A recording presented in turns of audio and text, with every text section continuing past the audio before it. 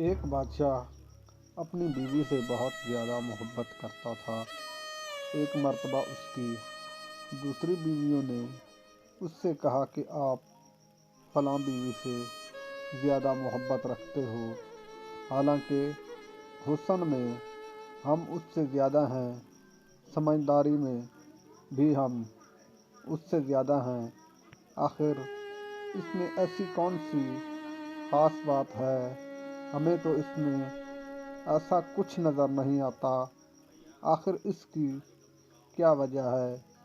بادشاہ نے کہا، اچھا میں کبھی اس بات کا آپ کو جواب دوں گا۔ اس کے بعد اس کی بیویاں یہ بات بھول گئیں۔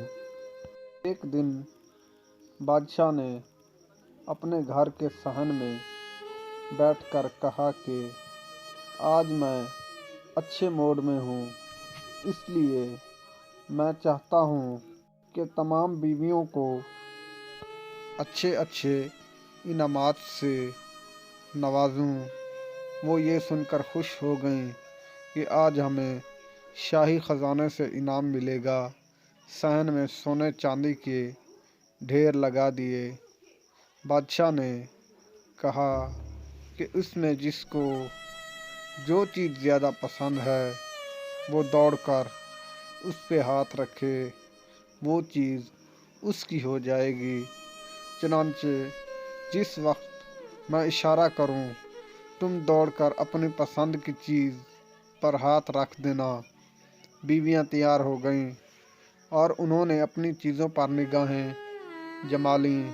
جیسے ہی بادشاہ نے اشارہ کیا، بیویوں نے دوڑ کر اپنی اپنی پسند کی چیزوں پر ہاتھ رکھ لیا، لیکن جس سے اس کو زیادہ محبت تھی وہ اپنی جگہ کھڑی رہی۔ سب بیویوں نے اس کی طرف دیکھا اور ہنسنے لگیں اور کہنے لگیں، بادشاہ سلامت، ہم کہتے تھے نا کہ یہ بے وقوف ہے، اور آج اس کے عقل کی کمی کھل کر سامنے آ گئی۔ یہ تو بس سوچتی ہی رہی، لیکن آج اس کو کچھ نہیں ملنے والا۔ بادشاہ نے اس سے پوچھا، اے اللہ کی بندی، تم نے کسی چیز پر ہاتھ کیوں نہیں رکھا؟ وہ کہنے لگی، بادشاہ سلامت، میں پوچھنا چاہتی ہوں کہ آپ نے یہ کہا ہے نا کہ جو جس چیز پر ہاتھ رکھے گا وہ اسی کی ہو جائے گی۔ بادشاہ نے کہا، ہاں یہی تو میں نے کہا۔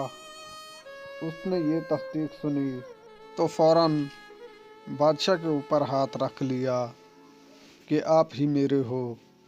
تو بادشاہ نے دوسری بیویوں سے کہا کہ دیکھو، تم کہتی تھی نا کہ یہ بے وقوف ہے، لیکن یہ بے وقوف نہیں ہے، ہاں یہ سمجھدار ہے۔ اس کی اسی باتوں کی وجہ سے تو مجھے محبت ہے۔ اس طرح جب انسان محبت الہی کو تھام لیتا ہے تو کائنات کی چیزیں اس کے لیے مسخر ہو جاتی ہیں۔